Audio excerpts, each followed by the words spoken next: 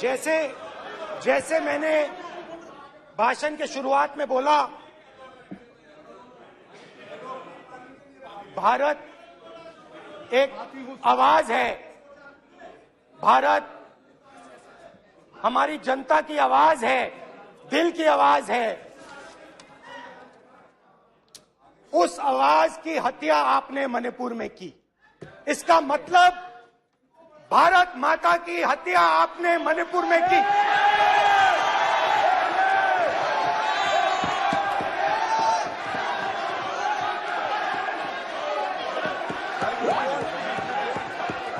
भारत माता को आपने मणिपुर के लोगों के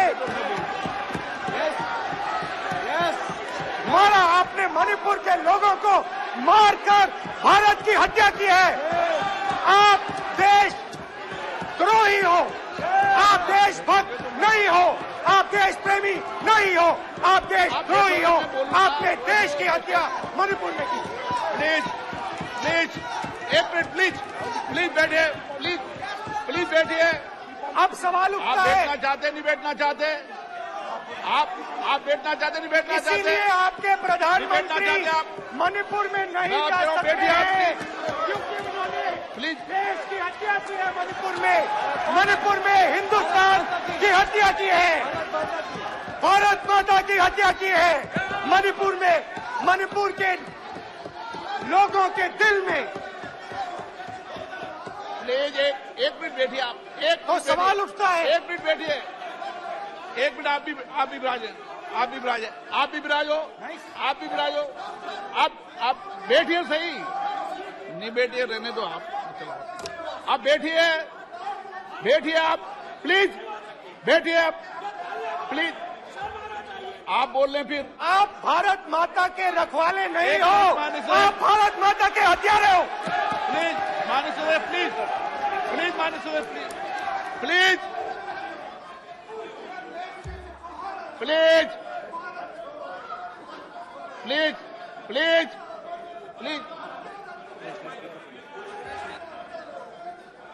देखिए माननीय सदस्यगण, प्लीज माननीय सदस्यगण, भारत मां हमारी मां है। हमें सदन में बोलते समय संयम बरतना चाहिए। मेरा अपनी मां की हत्या की बात कर रहा हूं मैं, मणिपुर में अपनी मां की हत्या की बात कर रहा हूं मैं, आदर से बोल रहा हूं।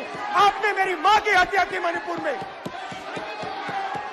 एक मेरी मां यहां बैठी है, दूसरी मां को आपने मणिपुर में मारा है।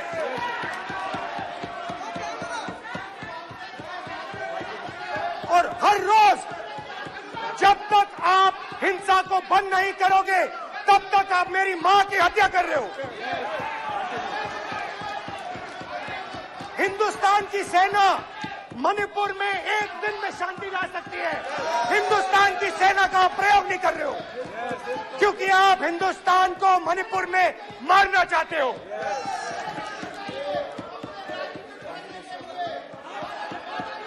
तो अगर नरेंद्र मोदी जी हिंदुस्तान की आवाज नहीं सुनते हैं, अगर हिंदुस्तान के दिल की आवाज नहीं सुनते हैं, तो किसकी आवाज सुनते हैं?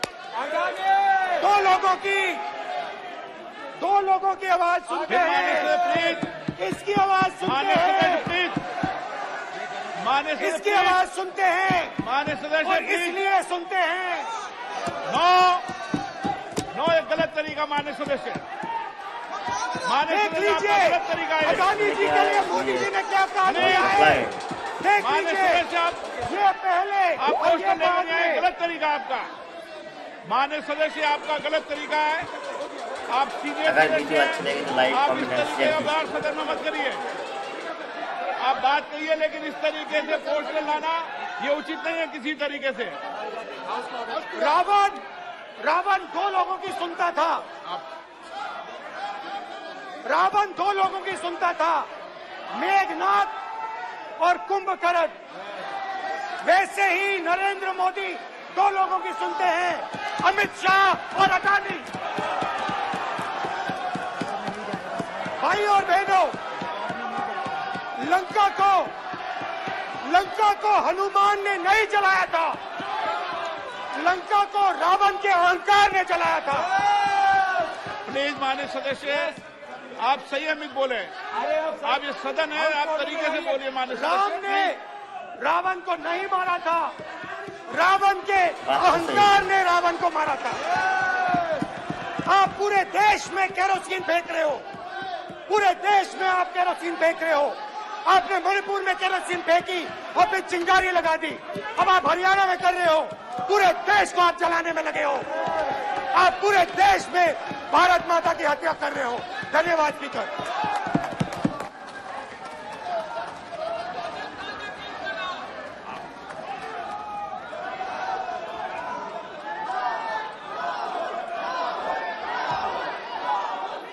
आप सदन में किस तरीके का बोलना चाहते हैं?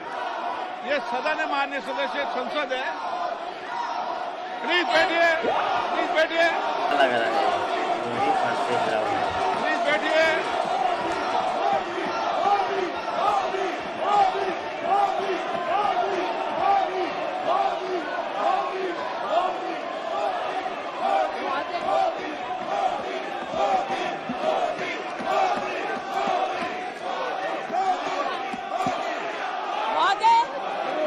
आपने मुझे बोलने को आमंत्रित किया है और अगर सदन, विशेषतः विपक्ष, मेरे वक्तव्य को सुनने का धैर्य रखे तो बहुत सारी चीजें उजागर हो सकती हैं। You are not India, for India is not corrupt. India believes in merit and not dynasty.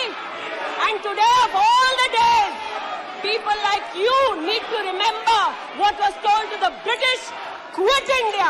Corruption, quit India. Dynasty, quit India. Merit now finds place in India. अध्यक्ष महोदय, सबसे पहले आपकी पीठ पर, आपके आसन पर जिस प्रकार का आक्रामक बर्ताव आज देखा गया, उसका मैं खंडन करती हूं। पहली बार राष्ट्र के इतिहास में भारत मां की हत्या की बात की और कांग्रेस पार्टी यहां पर तालियां बजाती रही। जो भारत की हत्या की बात पर कांग्रेस पार्टी ने ताली पीटी आज इस सदन में, इस बात का संकेत पूरे देश को दिया कि मन में गद्दारी किसकी है। मैं आज हिंदुस्तानी होने के नाते कहती हूं, मणिपुर खंडित नहीं है, विभाजित नहीं है, मेरे देश का अंग है। मैं इनसे पूछती हूं, इन्हीं के अलायंस के एक सदस्य बैठे हैं जिन्होंने तमिलनाडु में कहा कि भारत का मतलब मात्र उत्तर भारत। अगर हिम्मत हो राहुल गांधी में तो आकर भारत के ऊपर इस प्रकार का कटाक्ष करने वाले डीएमके के अपने साथी का खंडन करके बताएं। कांग्रेस पार्टी के एक नेता ने कश्मीर में रेफरेंडम की बात की।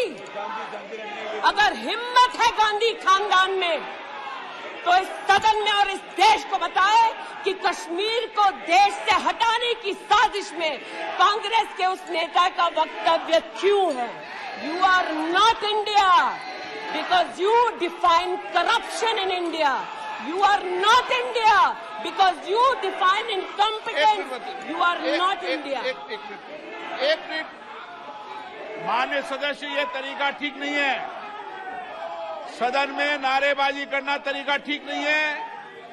प्लीज माननीय सदस्य बैठिए, उनको अपनी बात कहने दीजिए। आपने अपनी बात कही है, यह तरीका ठीक नहीं है।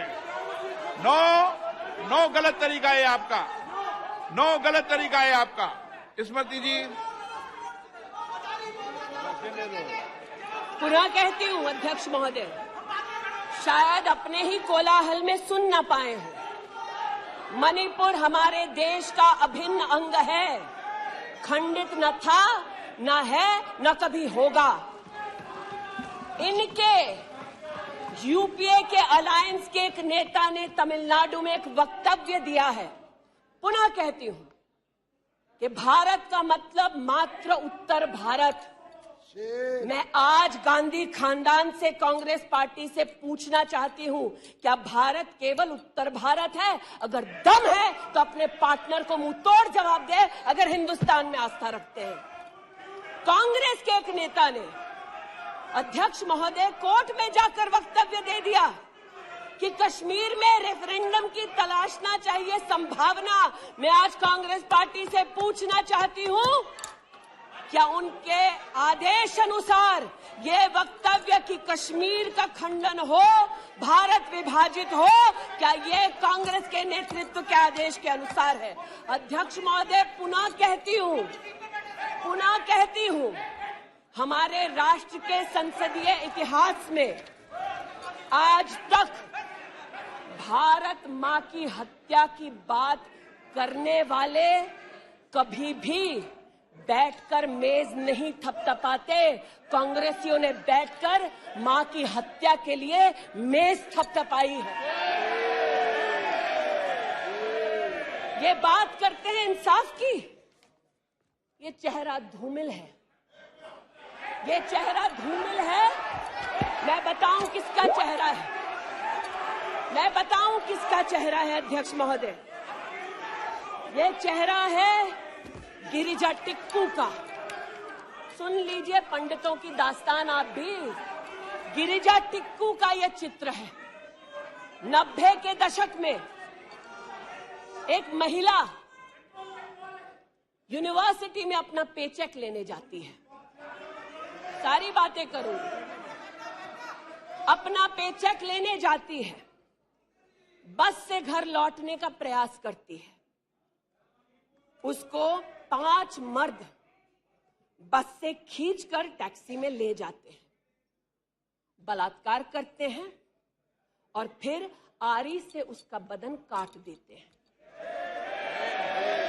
जब गिरिजा टिक्कू के जीवन पर एक फिल्म में एक प्रति आया,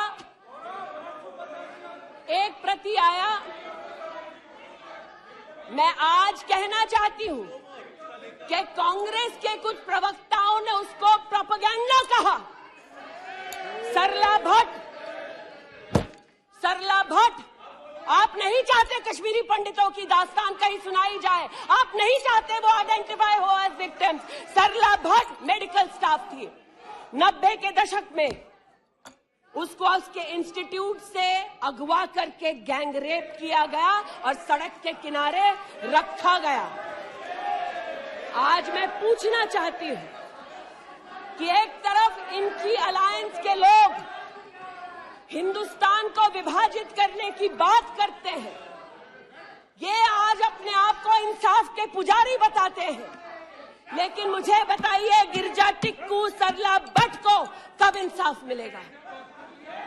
हर गली, हर मोहल्ले में एक स्लोगन गूंजता था पंडितों के बीच, रलियू सलियू गलीव।